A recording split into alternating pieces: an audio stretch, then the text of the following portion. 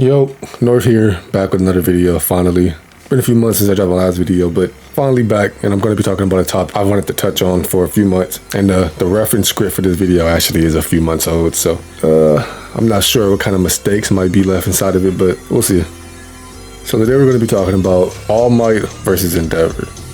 I'm going to be going over the multiple forms of both of these characters and how they appear in the manga. Not going to be taking into account anything movie related, since obviously, neither one of these characters really have anything in the movies. Well, I guess All Might does have something in the first movie, but I've never even seen that movie. It's pretty terrible, so I don't actually know if it's terrible or not, but I haven't seen that movie. So anyway, I'm not going to be touching on any of the movies. Just going to be going based on solely based on the manga and a few anime things that don't contradict the manga. Obviously, the manga is the source material, so just going to be looking at the feats and statements from the manga mostly. Right, so let me get right into this and talk about the different battles. So I'm going to go over Prime All Might, Prime Endeavor. Well, I guess Endeavor doesn't really change too much through the series. Let's just say Endeavor versus Prime All Might, and then Endeavor versus Weakened All Might, and a theoretical Prime Endeavor versus a Prime All Might, I guess. So while Shigaraki's strength is likened to that of All Might by Endeavor, he is stated to be similar to the USJ Nomu, who is comparable to All Might, the Weakened All Might, who is already passed on one for all. The absolute and most reliable source on this topic, though, is Yujiko. He's the doctor who worked closely with All For One through his career and designed and transplanted All For One into Shigaraki's new body. So while he does acknowledge that Shigaraki's physical strength is comparable to that of All Might, he blatantly says that it's not on par with All Might. And based on the depictions being exclusively of All Might in his weakened form in the series, it is most likely that he's referencing All Might from some point through USJ in the All For One fight. I'd come to this conclusion on the basis that Yujiko is All For One's right-hand man. They worked close until All For One was captured. We know this since All For One was presently residing within a Nomu factory when he finally debuted in the manga, and we know he also provided Yujiko with quirks to help create Nomu. So it's more than likely the case that he would know of All Might's constantly deteriorating state, which is in reference to his obviously reduced strength with One For All and his physical capabilities, and he would obviously be making this assessment that Shigaraki is not on par with All Might physically on the basis that All Might is in his weakened state. So if that doesn't make sense, let me just summarize it right. It is more likely that based on what Yujiko should know, based on his relationship with All For One being recent, that this statement is in reference to weakened All Might that we see through the series. This has nothing to do with like a Prime All Might or anything like that, so yeah. Shigaraki's physical is not quite on par with weakened All Might. This is stated. And while Endeavor's flames do damage Shigaraki is considerably more powerful than him physically throughout the entirety of their fight. While Endeavor is comparable enough to land blows and avoid certain death by the hands of decay, it is clear that in their initial engagement, Shigaraki is very much taking it easy, or possibly just getting used to his new body. As we know, he does progressively grow stronger and faster through the fight, or at least faster as stated by Deku. And later, he's able to avoid Endeavor's flames with the force of his own punch, propelling him mid-air. The latter feat coming after he just flown through Endeavor's flames without any real care to dodge previously. So basically, while Endeavor is capable of damaging Shigaraki, by Yujiko's own admission, he isn't as physically impressive as Weakened All Might. Though, I do believe that All Might would still not have a fun time taking Endeavor's attacks. I believe this is based on Endeavor's statement that he's as sturdy as All Might in reference to the durability of Shigaraki, while in the earlier statements, he only states him to be as strong as All Might in reference to his ability to propel himself with the air pressure of his physical strikes. So let me summarize that a little bit. Shigaraki would be as sturdy as All Might, or at least what Endeavor would believe to be All Might's level of sturdiness, so durability. But when Endeavor also makes a statement that he's as strong as All Might, this is just in reference to his ability to propel himself through the air with sheer strength. As we know, this is one of All Might's like signature things, to propel himself through the air with just like a punch,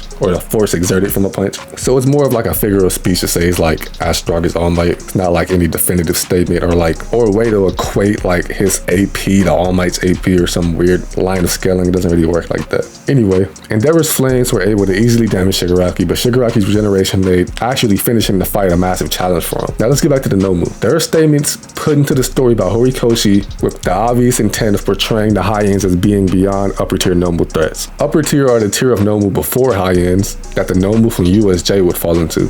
They are stated to possess stats beyond every other Nomu, meaning that every high-end should surpass USJ Nomu in terms of physicality, which encompasses speed and physical strength. This sounds right until you realize that groups of fodder heroes are able to take down near high-ends who are stated to be equal physically to high-ends while only lacking their capacity for independent thought. Even people like Gentle have no issues taking down decently sized groups of fodder heroes, so you might see the issue with that, but we'll ignore it for now. Keep in mind, Shigaraki is directly compared to the USJ Nomu and stated to be a perfect Nomu despite his body being unfinished, which was unknown at this point. This would mean Shigaraki is comparable to USJ Nomu, who is weaker than the high-end by the statements given. Keep in mind, damage sustained by Hood in this fight with Endeavor was substantially more apparent when in comparison to Shigaraki. Also keep in mind, just earlier this arc, Endeavor was shown seemingly one-shotting a high-end with a direct strike to the head, as was shown to be an imminent danger to the likes of Hood back in their fight, with Hood ripping off his own head to avoid defeat, and also being just blasted through his body with like relative ease on multiple occasions by Endeavor. A later punch to the head of Shigaraki while coming down from another attack was merely shrugged off by Shigaraki as he went into his monologue, to which Endeavor took as a chance to attack him while he was off guard, and failed miserably and had to be saved by Gran Torino of all people. Anyway, it's pretty apparent that Shigaraki outclasses the high-ends, and they're even referred to as his foot soldiers, while he's considered the king of the villains. So does it really make sense for someone beyond the high-ends to be considered comparable to an upper-tier Nomu who should be weaker than a high-end?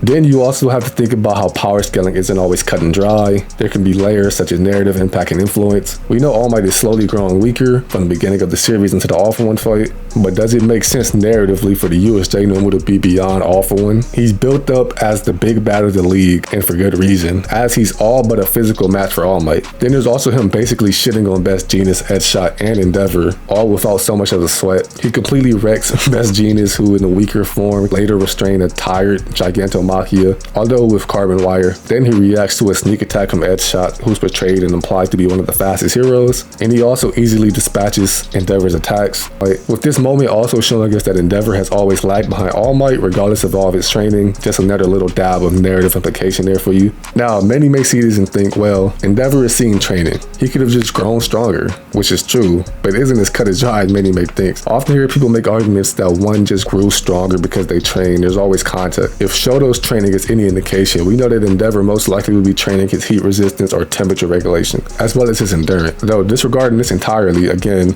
Endeavor is shown prior to his fight with Hood converging with All Might. Again, another dash of narrative implication. He basically asks, what is it to be the symbol of peace? And explains that his goal was never to be number one, but rather be the strongest. Something that obviously he didn't feel he had achieved. I only touch on this because it seems to be, to some people's interpretation, that it implies Endeavor did surpass All Might, but I disagree on this basis and can further elaborate. If you read the conversation, you see how All Might responds to this. He says that the symbol he strove to be isn't the path for Endeavor to follow. This is something that comes up even way down the line during the Shigaraki fight in Endeavor's head. What does it mean? What path did Endeavor go down if it wasn't the same that All Might did? If All Might brought the world into a sense of laziness, if he made other heroes feel secure with his presence, what is there for Endeavor to do? Upon Endeavor becoming number one, crime immediately rose by 3%.